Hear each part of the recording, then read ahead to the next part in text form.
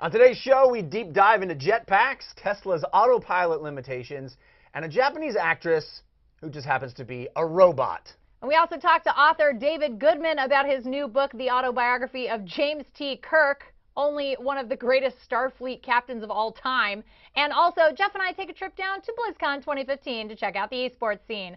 Get ready, guys! It's our new set! It's Tomorrow Daily! Woo!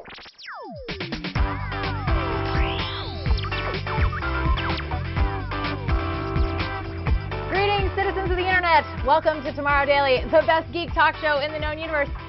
It's actually a talk show this time.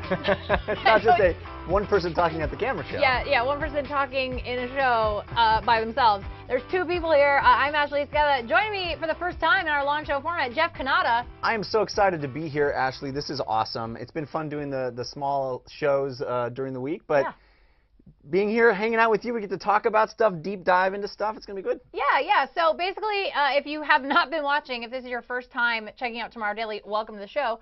And secondly, if this is, you're coming back after a while, we have a new thing now. So Monday through Wednesday, Jeff and I each host a short version of the show. We kind of hand off the short versions, and that's kind of like homework for the Thursday show. I'm going to call it homework, but it's fun homework. Yeah, it's homework without the work. It's just it's home play. Yeah, home play. There home you go. play. It's home play, and then you can come join us on Thursdays where we deep dive into our 3 favorite stories of the week, and we're going to talk a little bit more about what they mean and why we like them and what's so interesting about them beyond just the news itself, which is all we can get to during the short shows. Plus, we're going to have guests. We're going to have fun other stuff going on. Challenges. It's a much longer, cooler show, and so I would think that'll be a good complement to each other, the bite-sized stuff and then the full meal. Yes, and can we just take a quick second to appreciate our brand new set, which I have to say it was an extremely amazing job done by the team at CBS.com and also some other crews here inside the building. This set went up in about a month. Yeah. And it is amazing. All of the panels in the back are actually, they can be changed. The color can be changed them at any given time. Unfortunately, we don't have anybody running the lighting board because producer Logan is in the control room. But it can change. And then we also have our robot friends joining us on the show. Think of it as our studio audience. Yeah. We got Genghis, of course. Genghis always here. We got the portal gun hanging out. Applause sign. And then we have Wally. We got a MIP robot. We have a Sony Poochie over there, which is old school. And then we also have Eva from Wally, and then, of course, BB-8. I need to get an R2-D2. I think these things should rotate in and out. I think it should be living, breathing robot habitat. We can change this to whatever we want. We got a portal gun back here. It's not necessarily robots. So Right. Great stuff, and we're really excited about this, and we hope you like it. And if you don't have time to listen to the long show, you listen to the short shows during the week, but if you have time, now you can listen to this once a week. And if you want to see your robot on our show, send it to us. Send it to us. We need to get a P.O. box for There you that. go. All right, guys, let's hit the headlines. Obviously, #1 story of the week for me is jetpacks. Well, anytime we can talk about jetpacks is a good time as far as I'm concerned. Yeah, and this is good jetpacks. Yeah, I've seen jetpacks before, and most of the time when you see a jetpack, it's the size of a small car. Yeah. And very loud and noisy and very impractical. And it's not the jetpack dream that we've all had, which is easy and compact and Rocketeer-like. Yeah, and Rocketeer-like. And that's, for me, why I was so excited to see the JB9 from Jetpack Aviation. So here it is. You're looking at it. That is the inventor and CEO, David Mayman. He's taken a spin. Fighting crime. I think he's fighting crime. Is that what he's doing? I like to think that is probably what he went and did later that night in New York City, in Manhattan, Gotham, if you will. I think that's probably what needs to happen. He's just patrolling the city for supervillains right now, but none of the supervillains have his awesome jetpack tech yet. And no one's coming to attack the Statue of Liberty, fortunately. So he flew around the Statue of Liberty. That thing looks really agile. So rad. Look at how amazing. That's amazing. That is amazing. That is the dream, guys. That is the jetpack dream. I love the fact that I'm hearing about this on our show, and our audience is hearing about it on our show, but I kind of wish I heard about it by just being in New York and seeing him fly around. Just being like, there's a man! Look, up in the sky! No, it's a bird! It's a plane! Yeah. No, it's a dude in a jetpack. Amazing. Yeah. Okay, so let's discuss the JB9 because I think this is worth some discussion. He says that they flew this thing very conservatively. Okay. So they can unleash this thing to go about 160 miles an hour. How much do we have to pay him to unleash it? He says he won't because he's like, I'm too scared to do it. But he said you could theoretically, you could totally open it up. There's somebody that'll do it. Oh, I'm sure. Like me. Let's get that Felix Baumgartner guy who jumped from space. Like, let's get that guy. That guy's nuts. He would totally do it. I bet Red Bull could pay him a lot of money to do it. So I think I would do it. The flight time's about 10 minutes, depending on the weight of the pilot. That's not a lot of time to fight crime in. No, that's a very quick crime-fighting flight. And then, to me, the interesting thing is they're already working on the JB-10. And the JB-10, they said, can go over 200 miles an hour. Right, because nobody will go as fast as this one will go, so let's make a faster one. Yeah, exactly. Like, hey, let's make it quicker. And also, this is my total favorite part of the story. He says that someday he doesn't want the jetpack to end up in the wrong hands, and he means that from a safety perspective. He means that from a supervillain perspective, let's be honest. No. I promise, safety. Yeah. Safety from supervillains. I'm assuming that's correct. So he says, I don't want it to get into consumers' hands too soon because this is a direct quote, which is my favorite. He's like, I'd want to feel like we have an infrastructure to train them. We could technically just send them the unit in a box and say good luck, but it's jetpack corps. Jetpack, I know. I want to be part of the jetpack corps. He said, but it's not necessarily going to end well if you're doing 200 kilometers an hour, 5 feet off the ground. Like if you have no idea what you're doing. Right. Yeah. That is not going to end well. We have to be a trained super soldier program. Yeah. Of jetpack corps. So that we should call it the Rocketeer University. That's I'm ready. I'm ready. Sign me up. Please sign me up. My favorite thing about this, you told me about it, that it's actually powered by kerosene. Yeah. Which seems a little steampunk to me. Okay, so they actually are calling this, Jetpack Aviation is calling this a true jetpack. And the reason why is because it uses turbine engines that's what powers it. And so there are competitors like the Martin jetpack. That's the enormous one. That's the really big one. Yeah. And the Martin jetpack uses a piston engine. So it drives a bunch of fans. So it's not really like a true jet pack. Right. It's a fan pack. It's a fanny pack. It's a fanny pack. Yeah, it's a fanny pack. And also it's huge. And this particular jetpack, the JB9, he said you can store it in the backseat of a car. You strap it on. It's an actual backpack. You want to drive to your jetpacking location. No. You don't want to do that because you're defeating the purpose. Yeah, you're completely defeating the purpose. But he says, and then also the guys in Dubai who do the jetpack flying. Have you ever seen those videos? No, but I'm going to be searching for them as soon as I get home. Yeah, they're amazing. So these guys who fly over Dubai, which we've seen on the show before, actually use turbines, but they don't use them for hovering. They actually just use them for thrust. So they have wings that they use almost like they look like flying squirrels. Yeah. They fly around and stuff, but they use turbines just for thrust to go forward, not hover. But this guy can fly. He can hover. He did a little pirouette in front of the Empire State Building. When can I buy this? He says not yet. But the Martin jetpack's going to go on sale next year for $150,000. Oh, I got to start saving. So I got to start saving for that. Putting away that cash. That's a lot. That's more than I anticipated. He does say these two things before we move on to the next thing. He says someday they want to get to a point where you're going to be able to put on the pack, press a green button, and immediately hover, suspended hover. Oh, for naps. I just want to hover and take a nap. Just like, amazing. How comforting would that be? You'd only get a 10-minute nap. I can do that. And then he says he also wants to put together jetpack races. I know. That's the face everyone's making right now. Come on. I would. Jetpack races? Forget horse racing. Let's just get rid of that. It's literally the luge of the sky. I know. So I think ABC should really pick up on this, and we should have BattleBots paired up with jetpack racing in the summer programming schedule. The only problem is the massive death count that jetpack racing is undoubtedly going to yield. Listen. They know the risks. That's all I'm saying. I have another story for you. There is one of my favorite things. I'm ready for this. As much as I'm ready for jetpacks, I am ready for self-driving cars. Everyone in LA is ready for a self-driving car.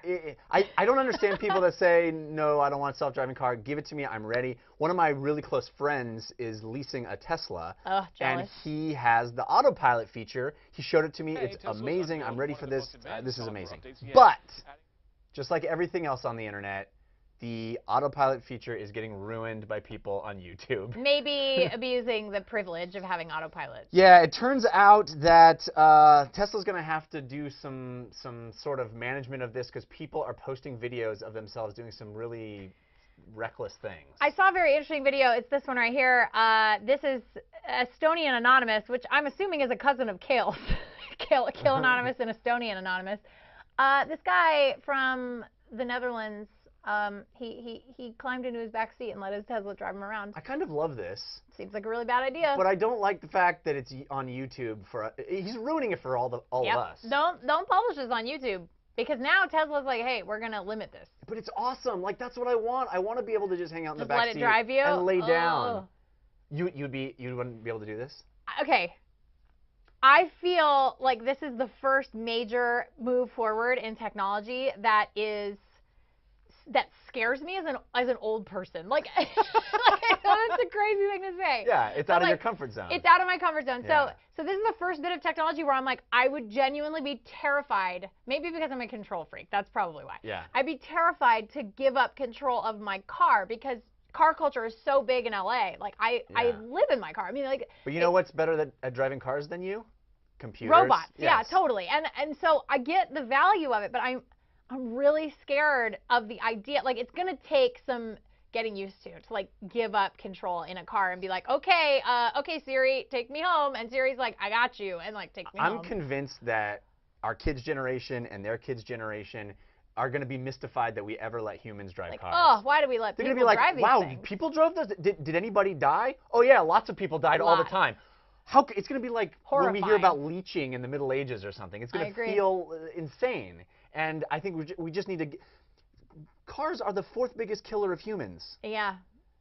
If somebody came to you and said, I have the solution for the 4th biggest killer of humans, you'd go, let's do it. Or the 5th. Like if they said, hey, listen, we figured out heart disease. Yeah. It involves dropping a little robot to clean up your arteries. All you got to do is release a little control in your life. Yeah. See, that's hard for people. They don't like that. And I think it's tough for some people who who've driven cars their whole lives. I'm a lifer in the commuter sense. Like, I mean, I've always driven. Yeah. And so for me, it's scary. It's really scary. What do you think they're going to do to like curb this though? Well, like, that's the problem is now that it's on YouTube, they want to stop. I don't think they should stop it. I think this is what we want to get to. I want to be able to take a nap. But I think that's probably going to have some sort of requirement that you have to stay in the seat. You probably have to keep your hands on the wheel. Yeah. There's some lane assist stuff that disengages when you let go. I think BMW does it. Yeah, but that's a bummer to me because I think what we really need to have more controls on is YouTube. Because YouTube is what's ruining it for everybody. Take a quiz. It's not the autopilot that's the problem. It's the jackass who's putting it on the web. Yeah, there should be an autonomous robot in YouTube's algorithm that refuses to let you upload Tesla Autopilot videos. Yes. Just don't tell Elon Musk, guys. Yeah. It's like, don't tell your mom. Like, you're ruining it. This is the kid who's like, oh, so we partied last night until 3 a.m. You're like, shut up. Shut up. You're ruining it for everybody. Everybody's having a good time right now. Everybody's making it work. But there have been some close calls, though. Like people going, oh, gosh, like, and having to recorrect. Right. But they're using it wrong. They're using it too fast. The system can't correct in time. I would guarantee you that there's going to be more problems from the people overcorrecting than it is from the computers. That's why they said we're going to limit this, because people have been letting them drive hands-free at like 90 miles an hour. Yeah. And then when it hits a curb, it hits a curve and it goes the wrong way, or it starts going into oncoming traffic, like not good. Minor details. We're going to start, listen, mark my words, friends, we're going to start seeing some very serious accidents with Teslas unless people start being responsible. Sign me up. I'm ready. You ready to be irresponsible? I'm ready to be as irresponsible. I'm just pushing myself into the future, one irresponsibility at a time. Fair enough. All right, I like that. We should have a T-shirt that says that. Pushing ourselves into the future, one irresponsibility at a time. Let's talk about Geminoid F. Okay. Robot actress.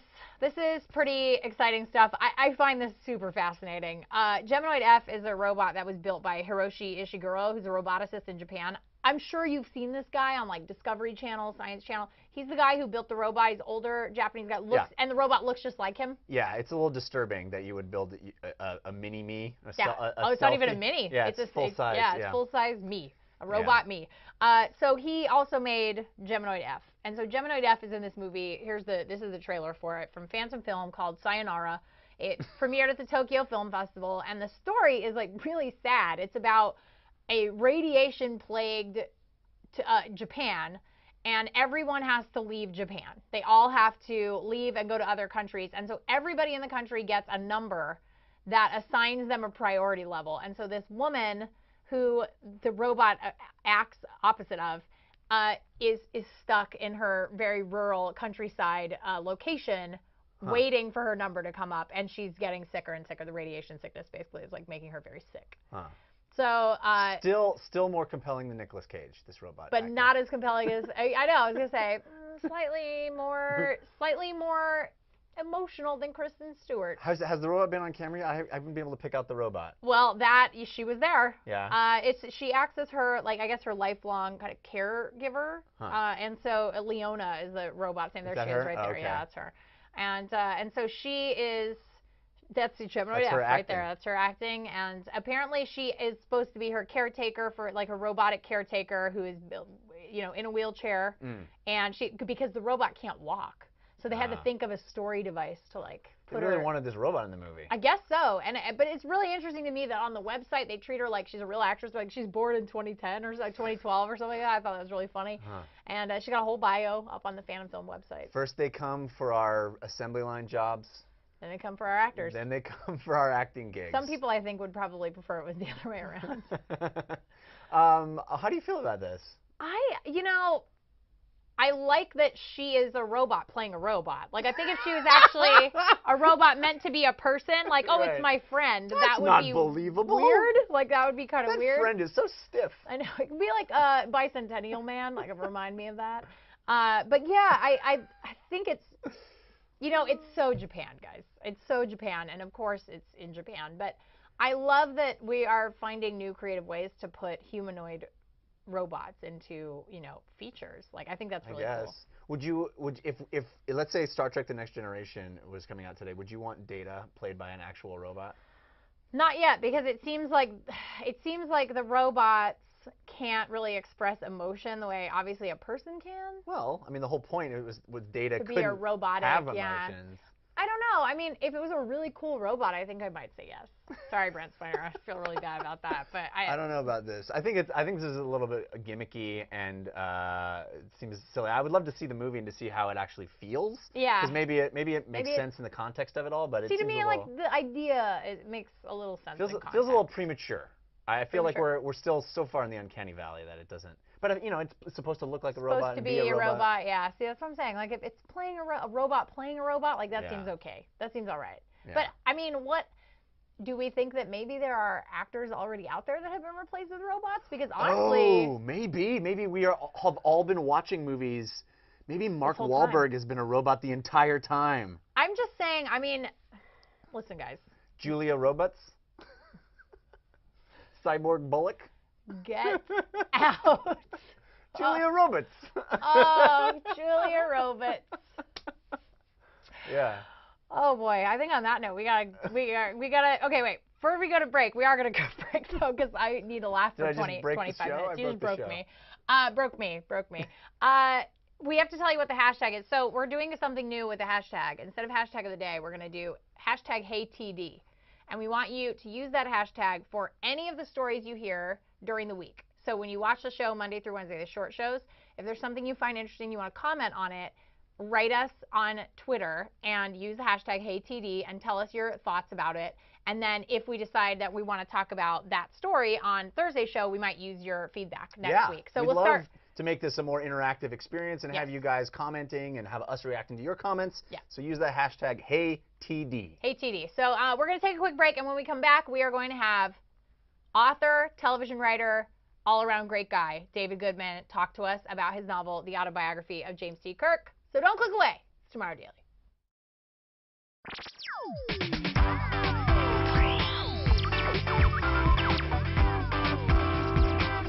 Welcome back to the show. The gentleman we are about to talk to has a pretty fancy pedigree. He has written in television for 26 years and has written for shows that you love. Family Guy, Futurama, Star Trek Enterprise. And now he's got his second book out, and we're going to talk to him about it. The book is called The Autobiography of James T. Kirk, which we love. And the author is David Goodman. Thank you for being here. Thank you so much for having me. I'm so excited. You are our very first guest on the new long show. I think that's somehow sad. We think it's awesome because your book sounds super awesome. Very good. Well, maybe someone out there is crying. They're like, oh, this is the worst. How does someone get to write the autobiography of James T. Kirk? I'm going to hold up the book. Yeah, not please. be James T. Kirk. You know, you're a ghostwriter. He is a fictional character. Yes, that's true. So he did not write the book, but it was the idea of the book was this idea that he's writing it in his own voice. He's towards the end of his life. He's looking back. And I got to write it. I had written another book, another Star Trek book before. And a friend of mine named Dave Rossi, who's worked on a lot of the Star Trek shows as well, this was actually his idea, and he thought I would be the right guy to write it. And I was very nervous at the beginning to write it because I can imagine. Star Trek fans are very passionate, and if you get it wrong, they don't how do you forgive you. know They will tell you, yeah. How do you know if it's wrong? Even if you get it right, they'll tell you it's wrong. So it's, well, I am the biggest Star Trek fan. There's really no way to prove otherwise. Also, ladies and gentlemen, we are talking to the world's greatest and biggest Star Wars fan. I Oh, forgot that's to good. mention that in the honorifics. Star Trek. Star Trek, I'm sorry. I don't think I'm the biggest Star Wars. I like Star Wars. Yeah. But not, Yeah. Star Trek, my bad. You know, I've watched all the episodes, I've watched all the movies, and it became a bit of a puzzle. Like, what do we know about him, and what needs to be filled in? Yeah. And it's there was whole swaths of Kirk's history that had not been written about. Did you get to make it up? I essentially made it up. And how do you get to be able to make it? Is there like some sort of core group of people that maintain Yeah, is the there a lore? James T. Kirk or Star Trek council, like a lore master? No. Okay. Would that be you? Maybe that's you now. Maybe it's me now. Maybe it's me now with the book. But I'm holding it up again. But the Mike and Denise Okuda, I don't know if you're familiar with their names. They've been involved with Star Trek for a long time, and they wrote a chronology, which ends up being kind of a source for me and in this chronology, they place all the events of Kirk's life that we know from the series. Gotcha. So I know where the gaps are. Yeah. And then the guy at CBS Consumer Products, named John Van Sitter's, big Star Trek fan. I had to basically clear everything through him. Okay. But I'm as big a fan as he is, so it's not like we had any disagreements. But what about, like, can you say something like, Kirk hates sushi? Or can you make up little details? Like personal details, yeah. I mean, I could. I didn't do that unless I felt it sort of. But would there be somebody something that would be like, no, he loves sushi? Well, you could say that because I don't think they ever showed him eating sushi. So if I said it, then the canon would support that. It wouldn't contradict it. Right. It okay. Fair enough. Fair enough. As long as canon doesn't contradict it. Fascinating. But is it? I think I really do. Yeah. But the thing that the job of the book was to sort of find things that we haven't said about Kirk but are there anyway. So, for instance, we know Kirk had a son. We find that out in Star Trek II: The Wrath of Khan. But if you do the math of how old that son is, looking at the chronology, Kirk was a dad the whole time he was captain of the Enterprise. Which is a big deal. Absentee dad. Absentee dad. So what does that say about a guy who's like, choosing work over family? So that Five-year becomes mission to be away from his kid. 5-year whole career away. He never saw the kid. Yeah. So that's a guy making a decision. The guy never could seem to keep a girlfriend. Now people might say, oh, he was having fun. But there were all sorts of things in the original series that implied that Kirk was very lonely. Mm-hmm. So if he's lonely and he's a good-looking, charming guy, what's the problem? So these were all sort of things that I was kind of playing with without contradicting things we'd seen already. Is there any comedy in the book? Is it a straight, like, legit autobiography of Kirk? It is straight, but like Star Trek, which always had moments of humor, there's moments of humor. So for instance, there's a Star Trek episode where Spock is getting married, and at the end of that episode, Dr. McCoy fakes Kirk's death in front of one of the leaders of Vulcan. And so I have a scene later on where this leader of Vulcan basically says, "What the f***? Can I curse on?" No, but we'll bleep that. Don't worry, we'll bleep that. That's fine. What the This Kirk? is a family What the hell? show. What the Kirk? What the hell? What the Kirk? What the Kirk? What the hell? What the hell? You said Yeah. you were dead. What happened? And then she also maybe says he's put on some weight. So that there are sort of moments, and then the way I deal with some episodes which I felt were somewhat ridiculous. A reader reading it might see that I have that attitude towards that episode, but I'm not dismissing it at all. Right. So, in terms of technology, I mean, obviously you've written for a lot of shows that have futuristic technology in them, Right. and many of them are very optimistic about the future. So for you, what is the most exciting technology that exists right now? I think it's the technology that made that Star Wars robot toy. The That's BB-8, just yeah, that's pretty good. It's just amazing to me that they made that. That is a practical effect in the movie, but then also the toy exists. Yeah. How And cool it's is right that? there, and we can play with it. That's amazing to me. I think that that's sort of a comment on the kind of technology that we sort of take for granted that can make this completely accurate toy. Which, if I was when I was a kid, that toy would be incredibly disappointing. It would be it would have two wheels underneath, and a and string, you so wind pull it up, it, and it would go like this, Yeah. and you know, and the fact that now kids get to have that toy. So what you're saying so cool. is, as the author of Don't put words in my mouth. As the author of the I think he's about to do that, Autobiography actually. of James T. Kirk, Star Wars is more exciting than Star Trek. Your words. I do not believe I said that at all. That was like it doesn't contradict the Nothing doesn't contradict the canon. canon. You know, there is no Star Wars without Star Trek. That's a really good point. I've worked with That's a great George point. Lucas. He is a big Star Trek fan. And he took lots of things, and also there's lots of parallels between how Star Trek was originally produced. The technology that they had to create to do spaceships week in and week out is very similar to the technology that Lucas had to create to make Star Wars. They were both groundbreaking properties, and they both created a world that fans love to live in. So there's lots of similarities. And another similarity is we're getting a new Star Wars, but it sounds like we're getting a new Star Trek TV series. Very exciting. What are you looking forward to for that? What do you hope that it is? I hope it's smart. I'm very excited because it's clear that CBS sees this as something they want to be big and succeed, and so it'll be big. To me, Star Trek is always about the writing, and the Star Trek shows that I have loved are written by people who are much smarter than me. Right. So I hope they find somebody much smarter than me who writes this show well. That's about all. Do you think even if it's terrible, I'm going to watch. So it doesn't matter. Of course, no, we will too. If hypothetically speaking, let's say like someday you become the showrunner of this new Star Trek universe, like, or if they just said, okay, they call you tomorrow and they say whatever you want to make it. Would you make it something, or would you prefer to see something that already exists in Star Trek canon, or would you rather see something brand new, like a new crew on a new ship? I think it's new crew, new ship. I think that I think you said it further in the future. I think Star Trek always, to me, is always about the time in which it was made. So they're always commenting on things that are happening right now. And to me, you want that show to feel like it's in a different era.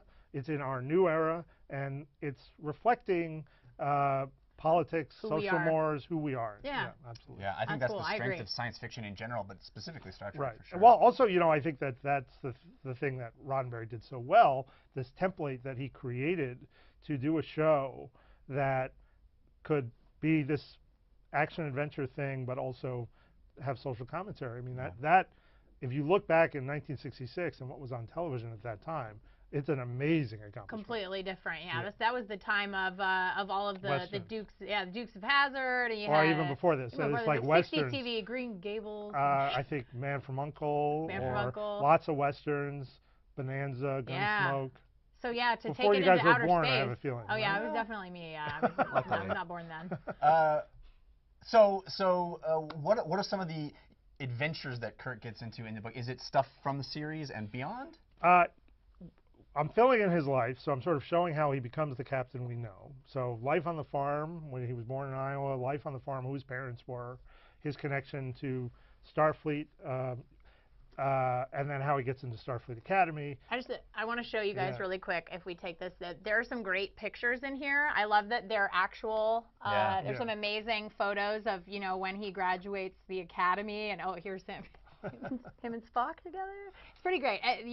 There's so much great stuff in here. I really enjoy it. And so it's really his adventures leading up to the adventures that we know, how he becomes the starship captain that we're familiar with, and then trying to find ways to talk about the adventures we're familiar with in a new way. Whenever I'm summarizing events that we're familiar with, I'm injecting a new perspective or some detail that connects to something else later on or earlier on in his life. And then really just trying to create a story of a guy who becomes this hero, but is also tragic in some ways as well. Is never really fully happy, yet makes a difference in his world. So very last question. When can Jeff and I buy tickets to see the Oscar-winning biopic in theaters? Yeah, there you go. Well, that's going to be up to you guys. That seems ripe for a biopic. You're going to have to get this made, and I'm leaving this on your You know, I will. plate. Jeff and I are going to start a production company right now. I love it. Get going. All right, so guys, the book is The Autobiography of James T. Kirk. Here it is. We'll show it to you. Show you this lovely cover right here. The Autobiography of James T. Kirk. You don't want to miss it, especially if you're a Trek fan. But even if you're not a Trek fan, get into it because there's going to be a new Star Trek soon, and you're going to want to know all about James T. Kirk's the OG captain of the Enterprise. The OG captain of the Enterprise. OG? OG. I guess the OC, original captain. He was the original gangster. Original gangster. See, I don't know all those young terms. I'm sorry. Right. The youth. Us youth. Actually, that term isn't very young anymore. No, it's not. We're old. We're old too. Much Good. older. Yeah. Thanks for being here. Well, thank you so much for having me. This was so much fun. David A. Goodman, if you want to look him up online, and thank you so much. And hopefully we will have you back when you write your next book. I would love to the write another book and of, come back. Spock. Let's do that one. Well, fingers crossed. I'm into that. All right. That's a much drier book. Yeah. Yeah, very dry. Yeah. All right, guys, we will be right back. We're going to take a quick break, and then we're going to talk about some BlizzCon 2015. So don't click away. It's Tomorrow Daily.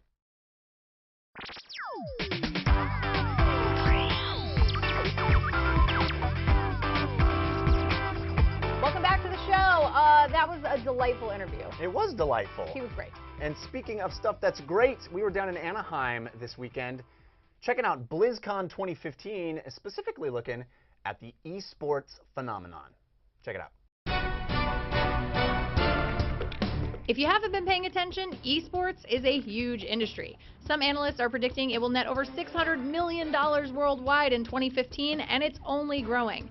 At this year's BlizzCon, Blizzard's annual fan convention, esports proved to be one of the show's biggest draws. The Olympic Games of eSports is happening here. 4 World Championships at BlizzCon. 4, and it's super exciting. Everybody here is really, really thrilled to check this out and see who the champions are going to be. Most game studios involved in esports have a single game in competition. As we mentioned, Blizzard has 4. StarCraft 2, the uber-popular real-time strategy game that pits Terrans, Protoss, and Zerg against one another in a military sci-fi epic. Mega MMO World of Warcraft's Arena Championships featuring PvP teams duking it out for glory. Blizzard's newest game, Heroes of the Storm, a free-to-play multiplayer online battle arena starring playable characters from every game in the company's arsenal. And Hearthstone, the collectible card game for PC, smartphones, and tablets that lets players build custom decks and face off against local or online opponents. They're 4 very different types of games, and even though every game's dev team knows the ins and outs of each one, esports players always make it interesting. I think they always surprise us. They are always doing things at a level of play that is so far beyond what any of us are capable of. Who's going to deal all the damage for Cloud9? Who's carrying the flag? It's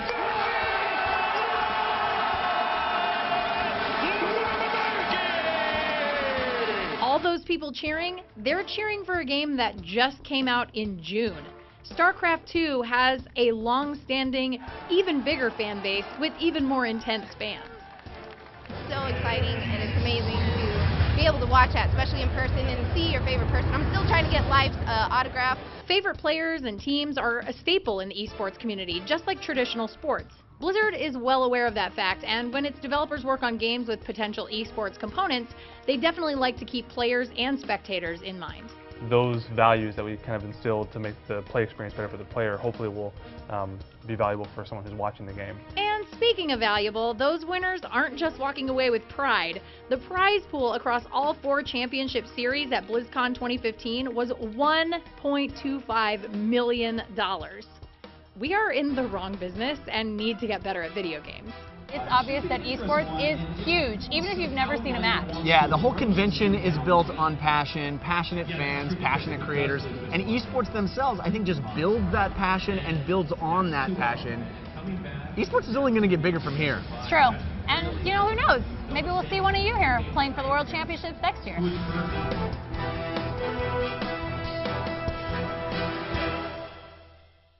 BlizzCon was so good. That moment where the player from Cloud9 picks Murky, the whole crowd just went ballistic. It was such a yeah. favorite You moment. see it in the package we just showed. That moment, their team composition was so bizarre. They had one warrior who's kind of the tank. They had 2 healers and 2 specialists, Murky and Abathur. Bizarre team comp, no assassins in the team, and yet they made it work. They won the game. It's that kind of thing, I think, that makes this an exciting spectator sport. Yeah, I mean, it was funny. I was watching some of the stuff I missed at BlizzCon. I was actually like watching it on my TV last night. I would pull up on YouTube and checking it out, and I turned to my husband and I was like, "Is this who I am now? Like, I'm a sports fanatic. I'm an eSports fanatic now. Like, I'm like, honey, the game's on. I'm watching Heroes of the Storm. Yeah. Shush. Like that's what it felt like last night. It was amazing. It's pretty cool. I've become so addicted to Heroes of the Storm, but people have the same feelings about League of Legends and Dota, and MOBAs in particular are capturing this feeling. But I think also it's manifesting in stuff like games done quick. Yeah. Where you see these guys who do speed runs, who trick the game into doing things it wasn't intended to do. The idea of watching someone else play a game at a high skill level, I think, is so. It's catching on, and really it's so compelling. Yeah, it's compelling. You want to see it because if you're any kind of gamer, regardless of whether you're casual or really into gaming, like to see people play at that level is really impressive. Like I play a lot of video games, but to watch somebody play something. Splatoon is a great example. So I play a lot of Splatoon. We know this. To see people play at really high levels is so impressive to me. And sometimes we come up against these people with a specific weapon where they're using it in a way that I'm just like, oh my, I can't get around this guy. Like I don't know how he's doing it, and I wish I could rewatch those. Like just as for my own value. Yeah. But so it really speaks to the value again of spectator for all of these games. It's really the fun. only thing I can equate it to is playing pickup basketball and then going home and watching the NBA. It really is that same experience. And I think that for this entire generation, we're going to grow up, and that's just going to be normal, and it's just only going to get bigger and more televised and more prominent. Yeah, I agree. And BlizzCon in general was just so much fun. There was the costumes, you guys. Amazing. And then, of course, they have all of the games. We got to play some Overwatch. Like, we played a lot of that. Yeah. It was great. We had such a good time, and we highly recommend you check out some eSports, whatever game it is. Yeah. But we specifically, we were at BlizzCon, and they happen to have 4 championships, so we checked those out. But yeah, it's definitely worth your time to just watch a match, see if you like it, because I feel like some of you will really enjoy it. And speaking of stuff we enjoy, I think it's time to talk about Intuit. All right, so I'll let you go first. It's your first time on the long show. Thank you. Please tell me what you are into this week. I can't wait. Well, I think you know this about me. I am a gigantic hobby board game player. I slightly knew this. The designer board game movement, the European-style board games. If you think board games are just Monopoly and Parcheesi and Clue, there's an entire giant, massive, cool industry happening. And my Intuit is a board game that I kickstarted, that I got recently, and it is now available. Anybody can buy it. It's called Steampunk Rally. Okay. I think this is right up your alley. And my Steampunk Rally? Yeah. So you play as one of the great scientists of history, and the only way these scientists can decide whether or not who's the best scientist, you got Einstein and Tesla and Madame Curie and all these, the only way they can decide who's the best is that they get together and have a race on machines that they built. And it's this cool, like, steampunk giant machine. So as you play, you select one of those scientists and you start constructing this machine in front of you, and you try to race around this desert environment. I already like this. It's incredible. So you're literally drafting cards and placing them down in front of you, and you have to fit them together to make this machine work, and then you roll dice and assign the dice to certain parts of the machine that make it do certain other things to create more dice, to be able to roll those, to then propel your machine through the race. So you're really trying to build this like perpetual motion machine with all the different parts that it's making and the dice that you're rolling. It is extremely fun. My wife really dug it. It's one of my favorite games that I've gotten recently, and it's about $40. You can buy it now. Okay. I really, really like it. You're a huge nerd. Like I'm a huge nerd. I'm finding this out today. Like, oh, is there any doubt? I thought that's how I got the job. Like I kind of knew, but I didn't know the depths of the nerditude Is it nerditude? Nerdosity. Whatever. Nerdosity? We'll take it. But yeah, no, this is great. This looks really fun. I feel like I want to try it. It's cool because it can play from 2 to 8 players, and there's very few games nowadays that can play up to 8, which is really cool. 2 to 4 or 4 to 8. Like there's. Yeah, usually 8 is a lot of number of people, and if you have a big party, you can still play this game, and it doesn't slow it down because you're all drafting at the same time.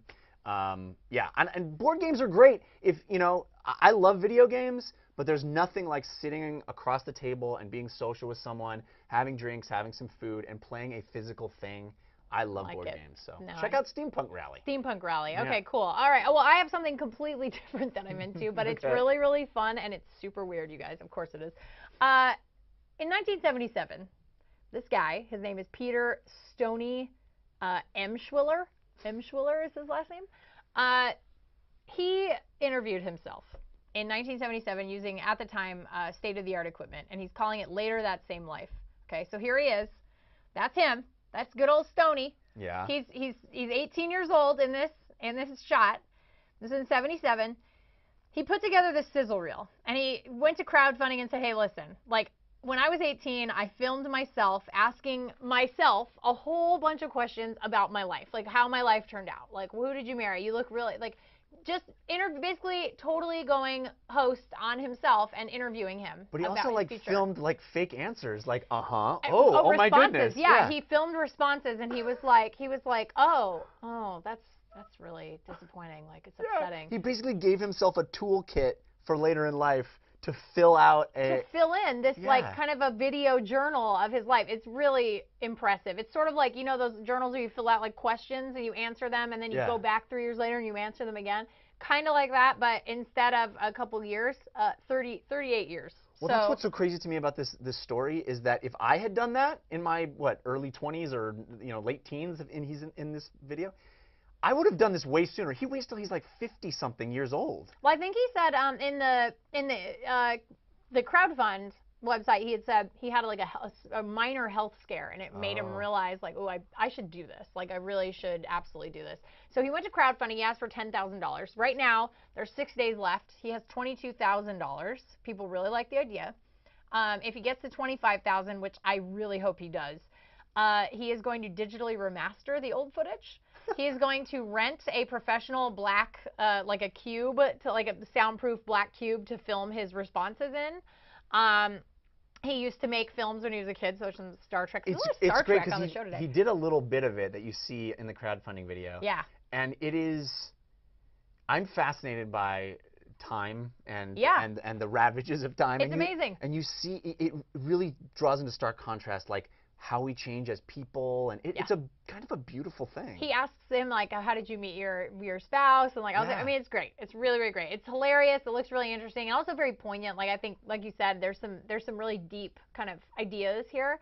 But he's here in Los Angeles, so I feel like we should try to get a hold of him and bring him on the show. So. How do you have the forethought to do this when you're young? I wish I had that kind of forethought, because I don't think about myself old when I'm in my teens. Let's track him down. Let's interview him and get some answers. Let's see if he can figure out a way to interview me when I was a kid. Maybe as a time machine. That would be great. That would be awesome. All right, guys, it's time for our very last thing in the show, which is always our photographer of the day. Our photographer of the day today is Gerald.